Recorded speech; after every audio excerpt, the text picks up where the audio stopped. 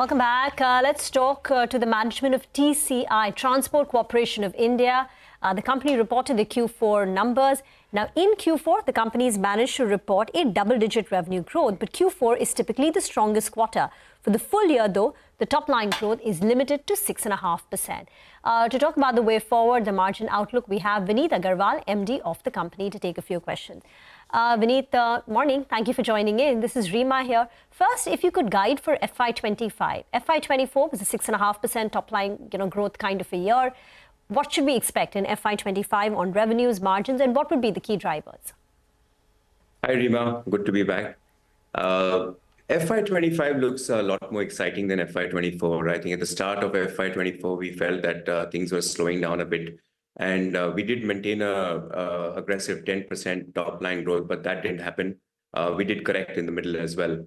FY25 looks exciting because I think with whenever the new government comes in place, we'll definitely see a lot of activity there.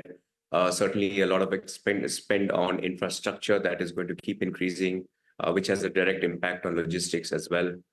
And we are guiding for about 10 to 15% again on the top line and the similar on the bottom line.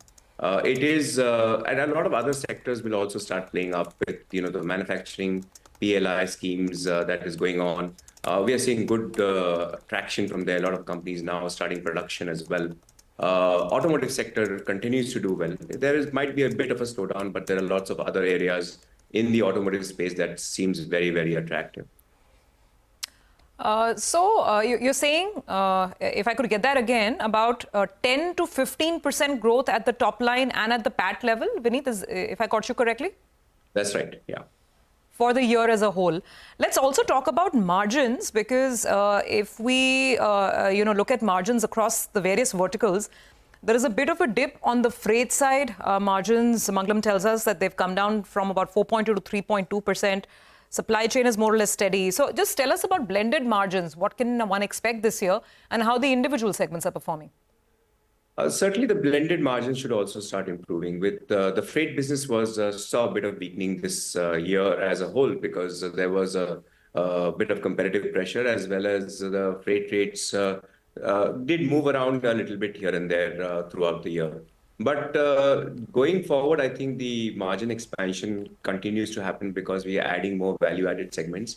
Our supply chain business, which is amongst the higher margin businesses, will grow more aggressively than the freight business. Our Seaways business also, which has a higher EBITDA margin, will also grow in this year.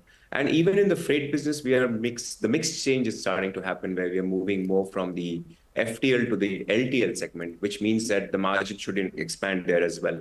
So going forward, all of these means that across all the segments with margin expansion, we should see an overall margin expansion. The companies also... Can you quantify that? Vineet, sorry to come in over there, but can you give a rough range? Can you roughly quantify what is the kind of margin expansion at the blended level that you would hope to achieve in FY25? I would think about a 75 to 100 basis point improvement on the numbers should be there. Okay, so I believe earlier you said 10 to 11% is a range. Now, are you saying it could be 75 basis points above 11%? It could be around the same, 11-ish, 11.5% range.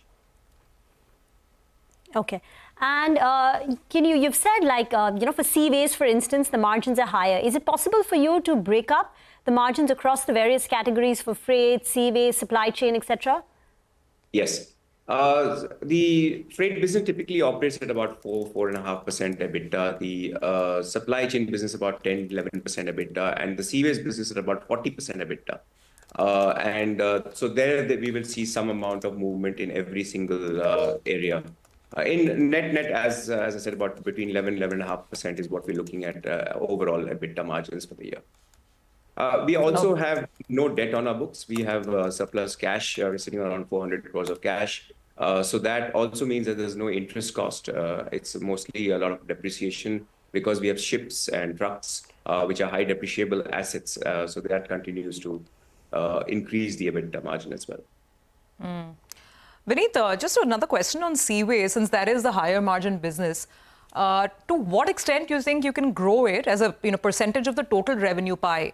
Where did you end FY24 at, the contribution from Seaways? And How much higher will it be at the end of the current year, FY25? And if you could just tell us, I mean, what are the routes on which you're operating, how are freight rates looking, and what's really happening there? So it's a very interesting business. We operate only on the coastal waters of India. We operate on the west coast as well as on the east coast. We have 2 ships on the west operating from Kandla to Cochin. And of course, we stop en route at different ports. And on the east coast, we operate from Chennai and Vizag to Port Blair. And these are 6 ships. We own these ships. They're about 80,000 deadweight tons in total, and we have about 8,500 containers. We move everything in that. From ceramic tiles to cotton to even general food items. Now, the business has a potential to grow rapidly, but the capacity is a problem for us. We typically buy ships from the second-hand market, and with the Red Sea crisis that's going on, availability of ships is just very, very little. And we've been trying for the last year and a half to really look at an acquisition of ship, but we've not been able to find something. We, in fact, went ahead and ordered brand new ships also to a Japanese shipyard, which had to be cancelled because they were not able to fulfill the obligations. And we are now looking for buying 2 more new ships as well. So this is still work in progress, but coastal shipping is only 6% of the movement that happens in the country, of the freight movement. In China, it is close to 20-25%. And as a country, if we have to really bring down logistics costs, we need to move towards the coast. Of course, move towards rail and the coast as well. So it is an imperative part of the business. You said you're planning to buy 2 more ships now. You've been struggling to add capacity, in seaways, but now again you're in talks to add 2 more. Do you think it can happen in FY25? And will FY25 growth be similar to FY24 in the absence of any increase in capacity? I'm a little less hopeful of adding capacity in this financial year because the crisis doesn't seem to be getting resolved anytime soon, and pricing is not coming down for second-hand ships. We might place the order for the new ships, but that will anyways get delivered more than 2.5 years later. So, yes, I don't think any capacity addition will happen per se this year. We are hopeful for something. And that will not impact the business revenues or profitability. Since you did mention that, I mean, intrinsically you want to add more ships, let me just talk about the overall capex plan as well. How much are you looking to deploy this year, and what are the cash levels like? So we are looking to spend about 375 crores, which means that about 125 crores will go into new facilities, warehouses, the like across the country.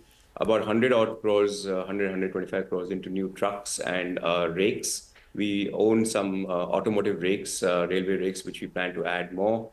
And then, of course, the ship, if there is a potential to add something, then other maybe 75-100 crores there as well.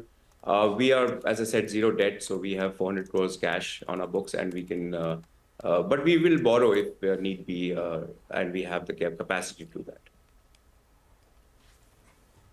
Okay, we leave the conversation here. Thank you very much for joining in. Transport Corporation of India more bullish about FY25 than they were at the start of FY24 when they thought things are slowing down.